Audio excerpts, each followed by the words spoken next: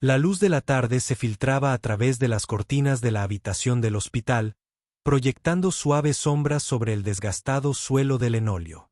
Margaret Hayes alisó la manta sobre los frágiles hombros de su paciente. Su toque era practicado pero tierno después de 15 años de enfermería. «Aquí estamos, señor Whitmore», dijo en voz baja. «Ahora estamos más cómodos». Thomas Whitmore esbozó una débil sonrisa.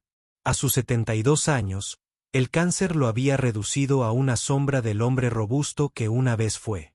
Sin embargo, sus ojos aún reflejaban una chispa de calidez que conmovió a Margaret. «Es usted demasiado amable con un anciano», murmuró. Margaret acercó la silla de noche, algo para lo que rara vez tenía tiempo durante sus turnos. Pero Thomas no tenía visitas ni familia. Con el paso de las semanas, se enteró de que su esposa había fallecido hacía 3 años y que nunca habían tenido hijos. «Tonterías», respondió, acomodándole la almohada. «Todos merecen compasión». Tenía 42 años y era viuda desde hacía 8 años. Su marido había muerto repentinamente, dejándola con facturas médicas y una hipoteca que desde entonces luchaba por pagar. Los turnos de noche eran agotadores, pero pagaban un poco más. Su uniforme, un sencillo vestido azul con ribetes blancos, había tenido mejores días, pero ella lo mantenía impecablemente limpio. Thomas estudió su rostro. «Te ves cansada, Margaret», se rió suavemente. «Parte del trabajo, me temo». Durante las semanas siguientes, sus conversaciones se profundizaron. Thomas habló de su difunta esposa, Eleanor, con tanta ternura que a Margaret se le llenaron los ojos de lágrimas más de una vez. Habló de arrepentimientos, de trabajar demasiado, de perder pequeños momentos, de los hijos que nunca tuvieron. «La casa se siente tan vacía ahora», confesó una noche. «Nunca imaginé morir solo». Margaret le tomó la mano. «No estás solo. Estoy aquí». Una lluviosa mañana de martes, Thomas hizo una petición inusual. El padre Michael, el capellán del hospital, estaba de pie a los pies de la cama. Su dulce presencia llenaba la pequeña habitación. «Margaret», comenzó Thomas, su voz apenas por encima de un susurro. «Sé que esto sonará extraño, quizás incluso imposible, pero te pido que te cases conmigo». Sintió que se le cortaba la respiración. «Thomas, yo no entiendo». «No pido romance», dijo rápidamente. «Pido compañía en estos últimos días. Alguien que me tome de la mano. Alguien que haga que esta habitación se sienta menos como una celda y más como un hogar». Hizo una pausa, recogiendo fuerzas. «Y cuando me haya ido, heredarás la casa. De todos modos, es demasiado grande para una sola persona, pero quizás podrías volver a llenarla de vida». El primer instinto de Margaret fue negarse. Parecía inapropiado, extraño. Sin embargo, al mirar a este hombre amable y moribundo, solo vio sinceridad en sus ojos. Y, a decir verdad, el contrato de alquiler de su apartamento terminaba el mes que viene. El casero le había subido el alquiler más de lo que podía permitirse. «Solo compañía», pidió en voz baja. «Solo amabilidad», respondió él. «La misma amabilidad que me has mostrado todos los días». El padre Michael ofició la sencilla ceremonia esa tarde. Sin flores, sin música, solo palabras en voz baja pronunciadas sobre 2 personas que buscaban consuelo en el último capítulo de la vida. Margaret deslizó un sencillo anillo de oro en el delgado dedo de Thomas. Le puso uno a juego en el suyo. «Prometo cuidarte», susurró. «Y te prometo que no te olvidaremos», respondió. Las enfermeras susurraron, por supuesto, algunas con compasión, otras con sospecha. Pero Margaret las ignoró. Se instaló en la habitación de Thomas en un catre, le leía por las noches, lo ayudaba a beber agua, le sostenía la mano en las noches difíciles. Hablaban durante horas cuando él tenía fuerzas. Contaba historias de su juventud, de Eleanor, de sueños realizados y abandonados. Margaret compartió sus propias historias, su infancia en una granja, la risa de su difunto esposo, El jardín que una vez cuidó pero para el que ya no tenía tiempo.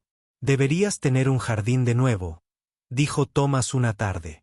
La casa tiene hermosos jardines. A Eleanor le encantaban las rosas. 3 semanas después de su discreta boda, Thomas falleció en paz mientras dormía, de la mano de Margaret.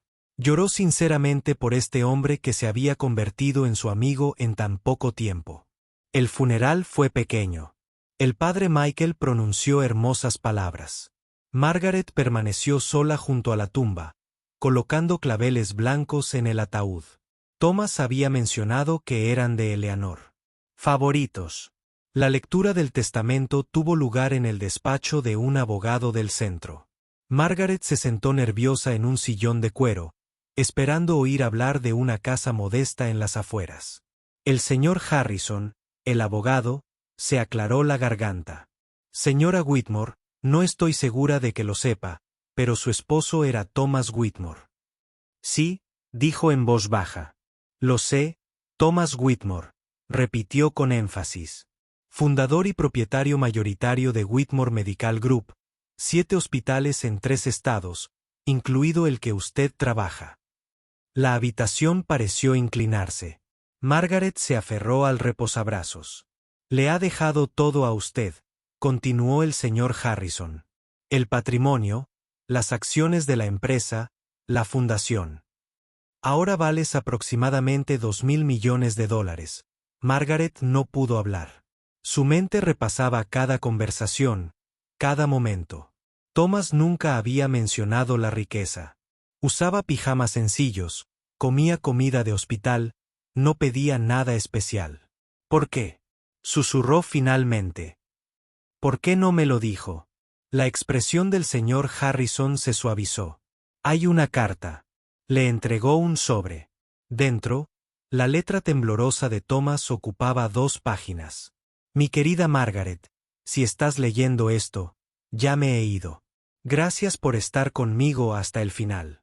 Ahora sabrás lo que te oculté deliberadamente. No por engaño, sino por el deseo de conocer la genuina bondad humana por última vez. Tras la muerte de Eleanor, todos querían algo. Aparecieron parientes lejanos. Los amigos se convirtieron en asesores. Las organizaciones benéficas llamaban a diario. Me volví invisible tras mi dinero y la soledad era aplastante. Entonces entraste en mi habitación. Me acomodaste las almohadas no porque pudiera donar al hospital, sino porque te importaba. Me tomaste de la mano no para asegurar una herencia, sino porque viste a un hombre asustado y moribundo que necesitaba consuelo. Me diste algo invaluable en esas últimas semanas. Autenticidad, compasión, dignidad. Viste a Thomas, no a Thomas Whitmore. Esta riqueza ha sido tanto una carga como una bendición. Pero creo que lo usarás con la misma amabilidad que me mostraste. Crea ese jardín. Ayuda a los demás como me ayudaste a mí. Llena esa casa vacía de calidez y vida. Gracias por el regalo de no morir solo. Gracias por ser exactamente quien eres. Con profunda gratitud, Thomas Margaret dobló la carta cuidadosamente, con lágrimas corriendo por su rostro. No por el dinero, sino por el hombre solitario que simplemente quería ser visto como humano en sus últimos días. Ella creó ese jardín. Los terrenos de la finca Whitmore florecieron de rosas, tal como Eleanor había amado. Estableció becas de enfermería, amplió las clínicas gratuitas y pagó discretamente las deudas médicas de familias con dificultades. Pero su cosa favorita era seguir trabajando un turno a la semana en el hospital. Ya no como empleada, sino como voluntaria. Se sentaba con los pacientes que no tenían visitas, les tomaba la mano y les ofrecía la misma gentil amabilidad que le había brindado a Thomas. A veces, la amabilidad es su propia recompensa. Pero a veces abre puertas que nunca imaginamos.